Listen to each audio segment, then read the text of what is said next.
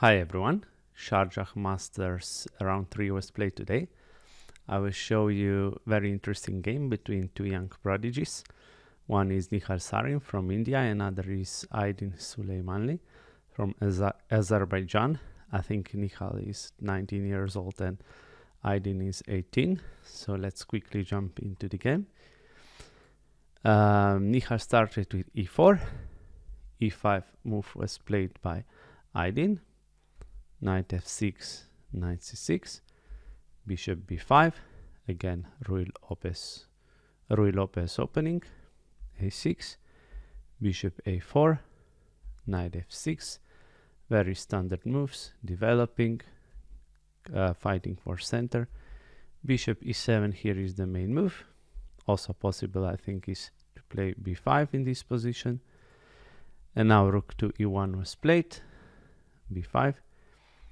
Bishop to b3 was played after b5, sorry. Yes, and in this position you may wonder why black cannot play knight to a5 and going for this bishop. Actually, if he plays this, we can play d4, e4, and then e5 is very strong. Or let's say after d4, if black takes on b3, we can take the knight, bishop b7, knight c3, and white is better in this position. So black has to play castle. Now a4 was played in this position, and this is so-called anti-martial opening. And yes, and by the way, what's martial attack? It's c3. Now we gambit this pawn on d5, ed knight d. We take the pawn on e5, knight takes, rook takes, c6, and after d4, black plays this bishop to d6, rook e1, queen h4, g3, queen h3, bishop e3. It's important to play bishop here, so knight can go to b2 without blocking the bishop, bishop g4, queen d3, rook a to e8 and knight to d2. This is very solid opening for black. It's very hard to win these positions with white. Actually, this is Aronian is very good in martial gambit or martial attack with black and in clear. So that's why Nihal opted for a4 move, anti-martial system. Now Aydin played before, and here very interesting move according to Nihal, that probably a5, that probably Aydin wasn't prepared for this move. And also, yes, he made a mistake. He played bishop to b7. Here the main move is d6, and let's say after d3, bishop e6 and knight b to d2 has to be played. But he played bishop to b7, now d3, bishop to c5. Of course, now we pin this knight, h6, bishop to h4, and here Aydin goes for g5. But after bishop to g3, white is a little bit better. He has a better structure, and also computer agrees with that. d6, now we have to break the center. With c3, we prepare to play d4, b takes, rook b8. This was good move, so we are lining towards b file and lining towards this bishop on the b3. Now knight b to d2 was played, bishop to c8. Of course, we have to open the file for rook. And here we have two moves, either to go bishop to c2, but Nihal opted for bishop to c4. And now in this position, Aydin played move knight to h7. But actually the best move would be just to play bishop to a7 to prevent d4 break with the tempo. So bishop, so now if we play d4, now bishop doesn't have to move away, and black gained a tempo. So knight h7, and of course Nihal goes for d4, which is the right move, ed cd. Now knight takes, and here a very good move by Nihal. He played e5. It was way better than just to take knight here, and after bishop take, rook to c1. White has only small advantage. But also, Nihal said in post-match interview that this knight to f5 was very strong move by Aydin, and that he missed f5, as you will see in the end of this line. Queen to c2 was played, g4. Now, instead of moving knight, okay, not here, but away. Yes, okay, seeing that, actually, white cannot move knight either to here, anywhere. So actually, bishop to d3 is the only move. Now knight takes on g3. Now we, of course, take with a check on h7. King g7. Now we take the knight. Gf3, knight f3, and yes, and here f5 was missed by Nihal, and he even thought that he was losing sorry, in this position. Yes, let's see the alternative. Instead of e5, f5, black can play rook to b4. Now there's very funny line, bishop to d3. Now rook goes to g4, of course, threatening to take here.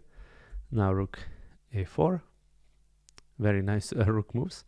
Now we take pawn on g3, rook f4, rook g4. Now we take a rook and bishop takes.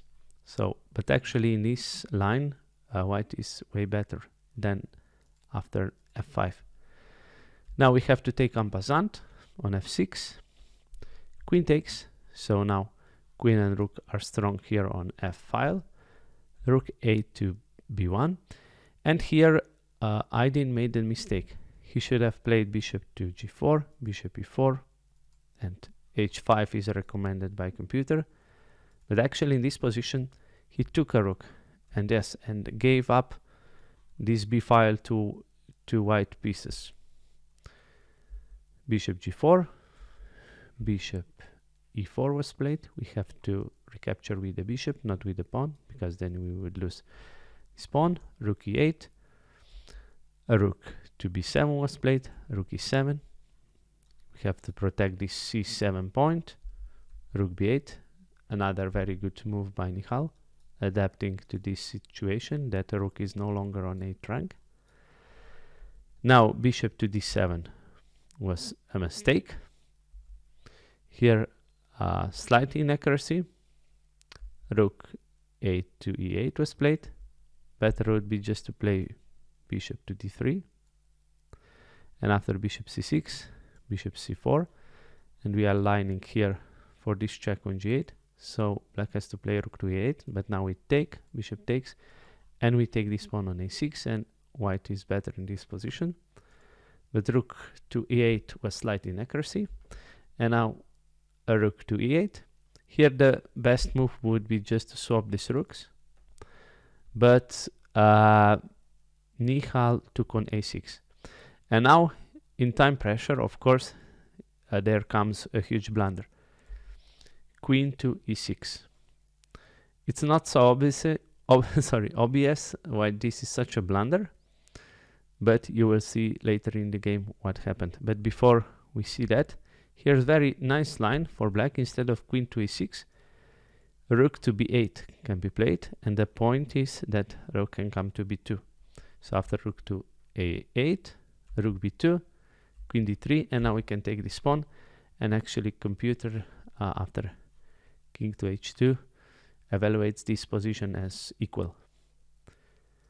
But yes, queen to e6, and now the problem is this very good move by Nihal. Bishop to c6, and rook will come here on c6, which actually is very strong.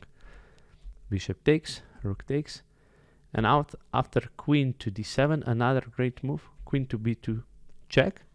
And now you can see why a rook here is so strong, because after king to g8, queen can enter on b7. So yeah, this pawn is lost. Let's see what would happen after queen to c8. We can play queen b1, rook e7, a6, and now this pawn is marching. Queen e8, queen b7, and so on. So black played queen to e6. Let's see now. Yes, also here, if black plays rook to e7, we can just push this a pawn, and black is busted. Queen e6. So now we take here the pawn on c7, and in time pressure, black tries for some tricks. He took on f2, and Nihal thought for a little while. It could be still a little bit tricky if we play king to h2, let's say, because now queen g6 can be strong. But okay, again, after queen to b3, white is still winning, but we can see that this is now some pressure here and here maybe.